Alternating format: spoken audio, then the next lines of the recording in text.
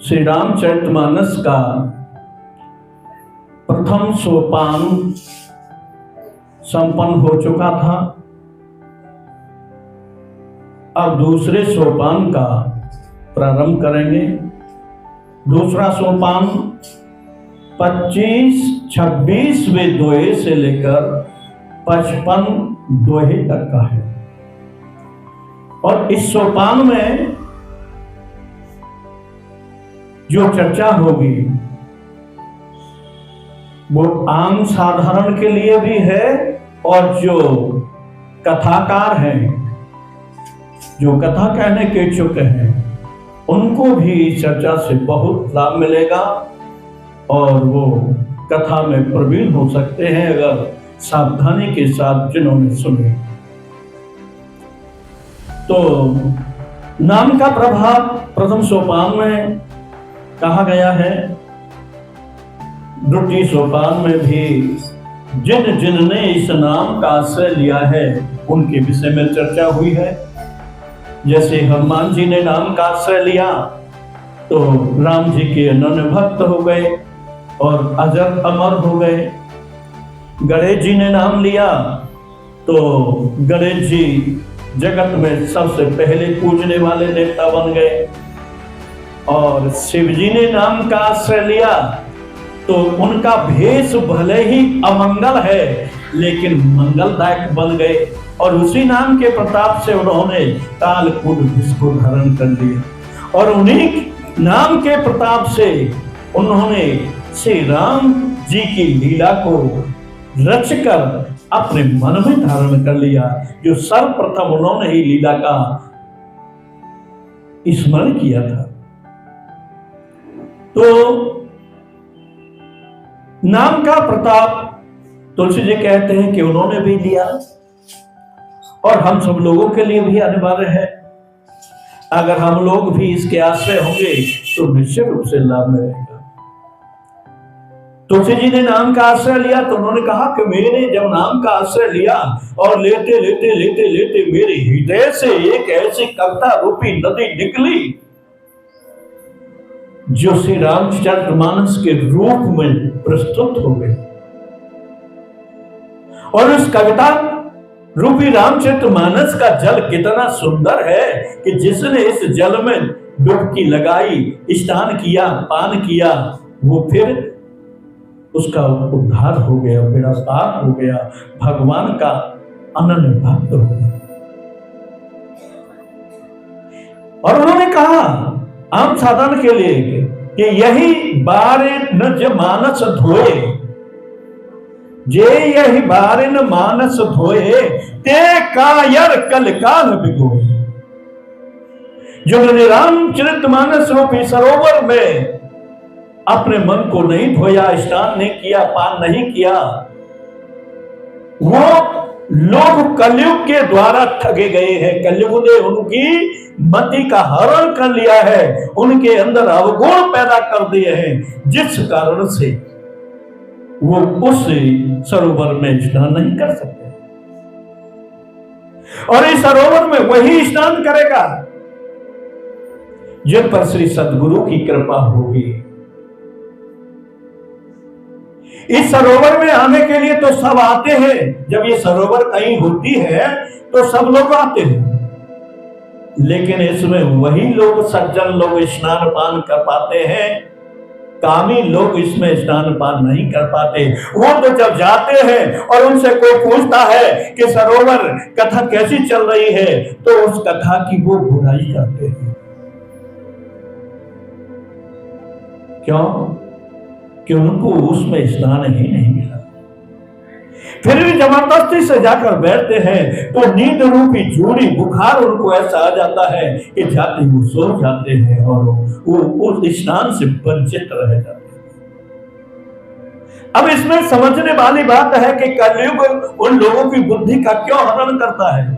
तो इसमें तुलसी जी ने कहा कि उनके पिछले जन्म के पाप और इस जन्म के पाप वो हावी होते हैं, कलयुग उनको उसके ऊपर डाल देता है। क्योंकि अगर इसको इसमें स्नान मिल गया तो फिर ये नरक न जाने के लिए भगवान के धाम में जाने के योग्य बन जाएगा, फिर इसके पापों को कौन भोगेगा? तो हम लोगों को समझ लेना चाहिए कि हमारे पाप हमने अनगिनत किए होंगे और उनसे हमें छुटकारा अगर चाहिए तो श्री रामचरितमानस रूपी सरोवर में बड़े सुंदर भाव से स्नान करना चाहिए, पान करना चाहिए और दर्शन करना चाहिए। जिन्होंने ऐसा किया है उनके विषय में चर्चा की है कि दो महात्माओं ने इस पर स्नान पान किया है। किन महात्माओं ने? कि याज्ञवल्क्य जी। याज्ञवल्क्य जी ने इसमें पूर्ण रूप से स्नान किया है, पान किया है। और कहा गया है कि दरस परस मुख मज्जन पाना हरहि पाप कह वेद पुराण। दर्शन, पान और स्पर्श जो करता है तो उसके पाप हरण हो जाते हैं। इसको प्रमाणित किसने किया? कि वेद शास्त्रों में। ऐसा वेद शास्त्रों में वर्णन है। बुलावे में नहीं रहना चाहिए। आम साधारण की चर्चा हो उसको महत्वपूर्ण नहीं समझना चाहिए। वो उदाहरण कहां से पेश कर रहा है, किस महापुरुष का नाम ले रहा है, किसके जीवन में ये चरित्र घटा, उस पर भी विचार करना चाहिए। कहीं ये मनमुखी रूप से तो अपने आप नहीं कह रहा है, इसका कई ठोस प्रमाण है कि नहीं है, इसका भी ध्यान रखना चाहिए। भगवान शिव ने जब जब कहा है भवानी को कथा सुनने के लिए कहा है, हे भवानी सावधान होकर के कथा सुनो, और सावधानी हटी तो दुर्घटना घटी। क्योंकि सावधानी भवानी ने भी नहीं रखी, इसलिए उनके साथ दुर्घटना घटी। याज्ञवल्क्य जी ने बड़ी सुंदर भाव से इसमें स्नान किया। इसमें आगे प्रकरण आता है कि भरद्वाज ऋषि प्रयागराज में रहते, वहां उनके यहाँ प्रसम्मंत एक बहुत सुंदर मेला लगता है और उस मेले में 1 महीने का होता है। हर जगह से साधु संत पहुंचते हैं, प्रयाग में संगम में स्नान करते हैं और फिर जाकर के भरद्वाज जी के आश्रम में टिकते हैं, उनको प्रणाम करते हैं। भरद्वाज ऋषि के आश्रम का नियम है कि वहां कुछ विषयों पर चर्चा होती है। वो चर्चा किस विषय पर होती है? ऐसा नहीं कि रामचरितमानस के ऊपर ही चर्चा होती हो, नहीं, वह वेद के सिद्धांत पर चर्चा होती है। ब्रह्म निरूपण धर्म वेद है, धर्म के साथ ब्रह्म का निरूपण करते हैं, और आज हम लोग अधर्म के साथ ब्रह्म का निरूपण करते हैं। हम धर्म में अधर्म में पहचान नहीं कर पाते। कैसे? जैसे दुर्योधन को कहा था भीष्म पितामह ने द्रोणाचार्य कि बेटा धर्म के साथ व्यवहार करो, तुम ये अधर्म करते हो ठीक नहीं। दुर्योधन ने क्या कहा कि हम जाना से धर्म, मैं धर्म को जानता हूं। क्यों? कि दुर्योधन की दुर्मति थी, वो अधर्म में ही धर्म समझता था। आज भी है ऐसा, अधर्म को लोग धर्म मान लेते हैं और धर्म को लोग अधर्म मान लेते हैं। क्यों? कि कलयुग के द्वारा उनकी बुद्धि का हरण किया जाता है और कलयुग हमारे ही पापों के कारण हमारी बुद्धि का हरण करते हैं। तो 1 महीने का उत्सव हुआ, सब जाने लगे। तो भारद्वाज जी ने, जब याज्ञवल्क्य ने आज्ञा मांगी कि मुझे भी विदाई दीजिए, तो भारद्वाज जी ने कहा प्रभु आप रुक जाइए और मैं इन सबको विदा कर दूं, फिर आपको विदा करूंगा। सबको विदा कर दिया। अंत में जाके जहां याज्ञवल्क्य जी बैठे थे, भरद्वाज जी गए और अपना मस्तक उनके चरणों में नवाया और हाथ जोड़कर कहने लगे, प्रभु मैं कुछ आपसे पूछना चाहता हूं। याज्ञवल्क्य जी पूछो। भरद्वाज ने कहा कि पूछने में मुझे भय लगता है, डर लगता है, और नहीं पूछूं तो मैं अज्ञानी बना रहूंगा, इसलिए प्रभु मैं डर रहा हूं। आप मेरी दृष्टता को क्षमा कर दे तो मैं प्रश्न रखूं। याज्ञवल्क्य जी मुस्कुराए, कहा कि कोई बात नहीं, आप रखो, भगवत कृपा से जैसा हमारी बुद्धि में आएगा हम तुम्हारे प्रश्न का उत्तर देंगे। तो क्या प्रश्न रखा कि प्रभु राम कौन है? एक राम को वेद पुराण कहते हैं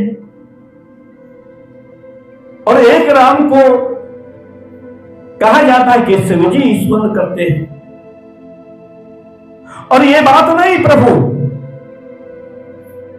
मैं उन राम को भी जानता हूं जो अयोध्या के राजा दशरथ जी के पुत्र राम थे, जिनकी पत्नी का राक्षस ने हरण किया।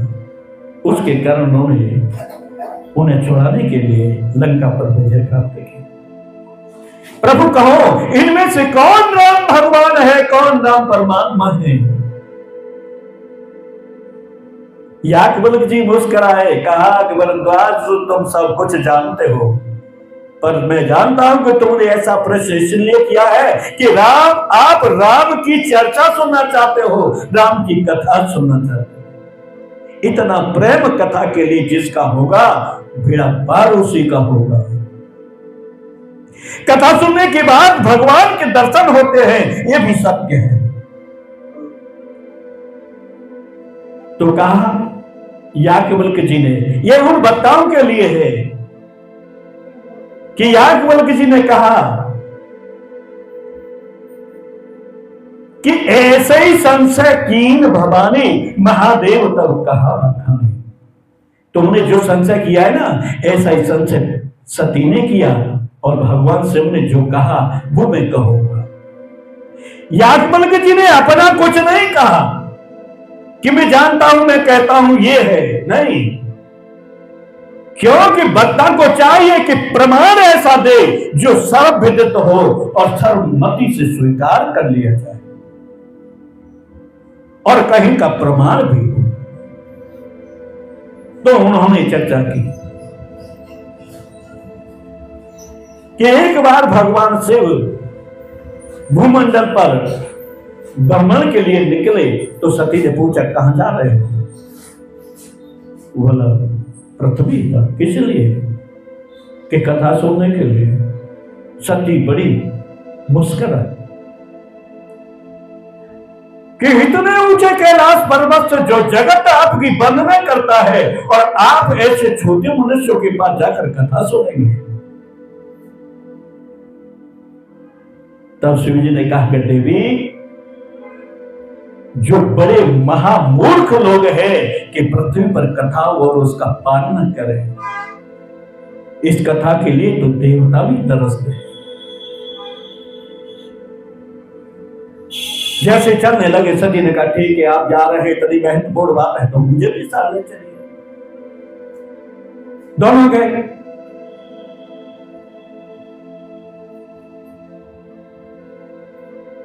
अगस्त्य जी ने शंकर जी को प्रणाम किया। सती जी का दिमाग ठनक गया कि ये अभी से प्रणाम कर रहे हैं और इनको कथा के लिए ये वक्ता है तो कथा क्या कहेंगे। पाप इसलिए छू रहे हैं कि गलती हो जाए तो कुछ कहना मत। ऐसे की क्या कथा सुनो। शिव जी ने कथा सुनी। कथा सुनने कहा कि अच्छा हम चलते हैं। तो अगस्त्य जी ने कहा कि कथा सुनने के बाद ये महत्वपूर्ण होता है कि वक्ता को कुछ देना चाहिए। आप क्या दे रहे हैं मुझे? शिव जी ने कहा, मांगो, जो तुम्हारी मन की इच्छा हो आज पूरी हो जाएगी। अगर तुम भूमंडल का राज चाहते हो तो राज मिलेगा, स्वर्ग का राज चाहते हो तो स्वर्ग का राज दे दूंगा। अगस्त्य जी मुस्कुराए, प्रणाम किया कि प्रभु ये नहीं चाहिए मुझे, तो मुझे भगवान की भक्ति के विषय में कहो। धन्य है दासी इतने दिव्य, इतने महान संत, सब कुछ जानते हैं, फिर भी भक्ति के बारे में भगवान शिव से प्रार्थना करते हैं। और हम सब लोगों को चर्चा करनी चाहिए संतों से, भक्ति का आशीर्वाद लेना चाहिए। भक्ति का आशीर्वाद मिलता है तो भगवान की नजदीक कथा हुई, सुनने के बाद चले। कथा का महत्वपूर्ण ये सिद्धांत है कि उसके बाद दर्शन अवश्य होते हैं, और कथा सुनने के बाद दर्शन नहीं हो तो मान लेना कि या तो हमारी ही गलती है, या कथाकार जो कह रहा है वो वास्तव में सत्य पर नहीं है।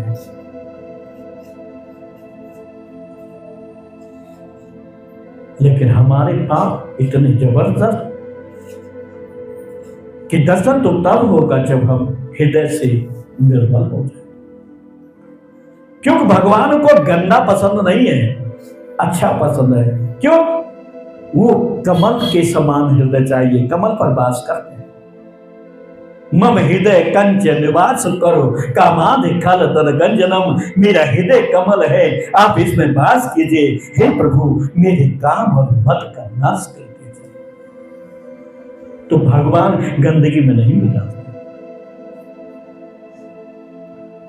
आगे एक अवसर हुआ कि दंडकारण्य में जिस मार्ग से शिव और सती जा रहे थे, भगवान रो रहे थे, वहां लीला कर रहे थे।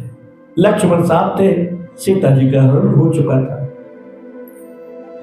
शिव जी को पता चला कि मैं इस मार्ग से जा रहा हूं, आगे मेरे प्रभु है और वो लीला कर रहे हैं, मैं जाऊंगा तो उनकी लीला में कुछ बाधा पड़ेगी, इसलिए मुझे नहीं जाना चाहिए। फिर मन में आया कि अगर मैं इस बार रह गया तो मुझे दर्शन नहीं मिलेगा। दर्शन के लालच से उसी मार्ग से गए। आगे राम जी को देखा जो रो रहे थे, उन्होंने जय सच्चिदानंद जग पावन अस कहीं चले हो मनोचिन्न सावन, हे सच्चिदानंद भगवान आपकी जय हो, ऐसा कह करके काम को नष्ट करने वाले शंकर जी आगे बढ़े। बस अगर सती ने कथा सुनी होती तो राम पर विश्वास होता। आज हम कथा सुन रहे हैं, अगर हमको राम पर विश्वास है तो निश्चित रूप से हमको उनका अनुभव हो। सती को मिले, सती ने भी दर्शन किया, लेकिन भाव नहीं था राम के प्रति। कहने लगे, प्रभु आपको दुनिया बंधन करती है, आप एक राजकुमार को प्रणाम कर रहे हैं। बोले, देवी ये साधारण राजकुमार नहीं है, ये भगवान मेरे स्वामी है। बोले, ये आपके स्वामी? हाँ, अरे आप तो अंतर्यामी हैं, सब कुछ बता देते हैं भूत भविष्य वर्तमान का, और ये आपके स्वामी क्या ये नहीं जानते भूत भविष्य वर्तमान कि इनकी पत्नी कौन है? ये किस लिए रो रहे हैं? पत्नी के लिए तो रो रहे हैं। हे सीते सीते इनकी पत्नी हो गई। बोले, हाँ देवी रो तो रहे हैं, पर अंदर से बड़ी शांत भाव है, बात से दिखा रहे हैं, ये लीला कर रहे हैं, नाटक कर रहे हैं। मैं नहीं मानूंगी। आप तो आज तक मुझे आंख उठाकर नहीं देखते, और ये आपके स्वामी, आपके मालिक और स्त्री के लिए नहीं, ये समझ में नहीं आता। शिव जी ने कहा, देवी ऐसा संशय मत रखो, ये वास्तव में मेरे भगवान है। रघुकुल मन मम स्वामी से, ये रघुवंश में पैदा मणि स्वरूप मेरे स्वामी है। आगे बढ़ गए, लेकिन सती जी ने विश्वास नहीं। फिर शंकर जी ने कहा कि अपना दिमाग ठिकाने पर रखो, संशय मत करो। और आज के संदर्भ में देखा जाए कि युवा पति पत्नी अगर कथा में जाए तो निश्चित ही उनमें झगड़ा होगा आने के बाद, क्योंकि सती में हुआ, शिव में हुआ तो उनमें भी होगा। क्यों? कि वहां भी विश्वास की कहीं ना कहीं कमी रह जाएगी। हाँ, ये बात जरूर है कि किसी किटी किटी पार्टी में चले जाए, किसी रेस्टोरेंट में चले जाए और खूब खाए पिए पत पत्नी और आराम से घर आ जाए और सो जाए शांतिपूर्वक, झगड़ा ना हो। परंतु कथा में जाने के बाद आएंगे तो कुछ न कुछ विवाद अवश्य रहेगा, क्योंकि सेवो सती में जब विवाद हुआ तो ऐसा हो नहीं सकता कि साधारण मनुष्य के जीवन में।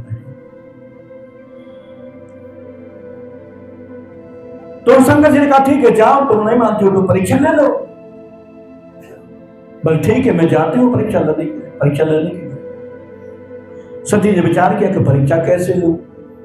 उनके दिमाग में आया कि क्यों ना मैं सीता को बना लूं।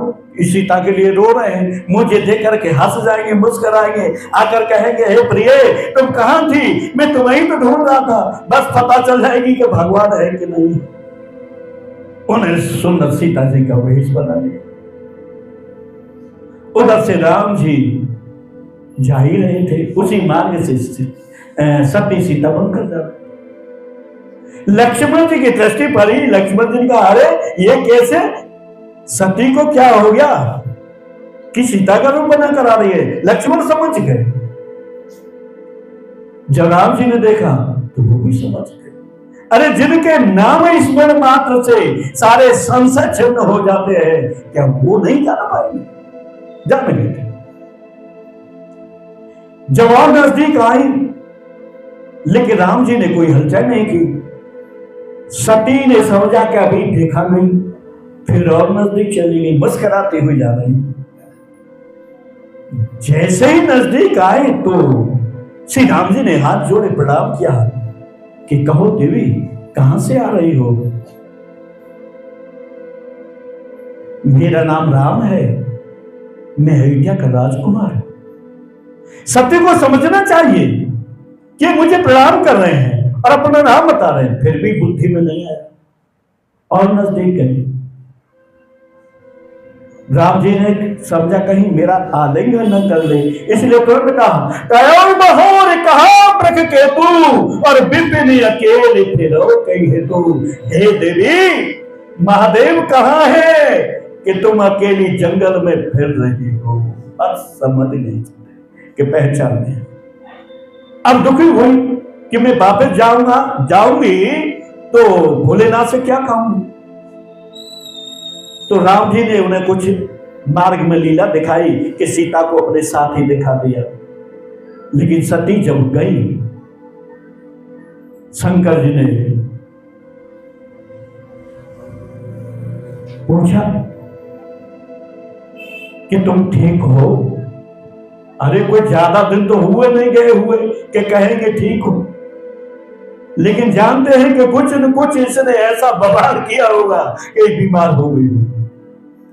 गई समीप महेश तब हंस पूछी कुछ रात और कीन परीक्षा कवन विधे सत्य कहो सब बात। सत्य सत्य बोलना कि तुमने परीक्षा कैसे ली।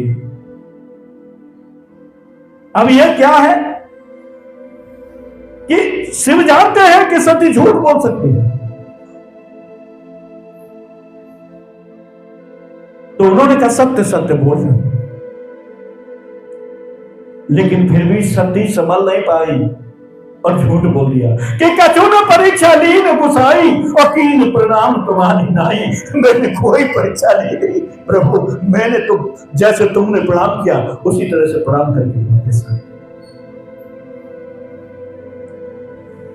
बस ये दूसरा सोपान यहां समाप्त होता है। 55 तक तीसरे सोपान की चर्चा